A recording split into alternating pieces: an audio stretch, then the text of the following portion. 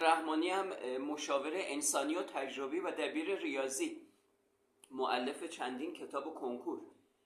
بچه ها میدونید که کنکور 1405 سال آینده، خب کسایی که میخوان قبول شن دیگه باید کم کم شروع کنن. میدونید که کنکور تغییراتی کرد.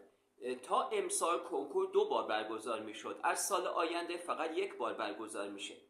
و بعدش هم دیدید که قبلا 40% معدل تاثیر داشت، الان 60% و 40% کنکوره.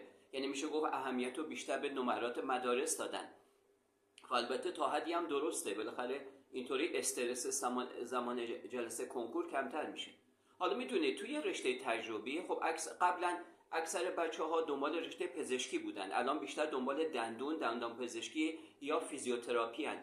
حالا اگر برنامه‌ریزی یا کمک خواستید با هم تماس بگیرید.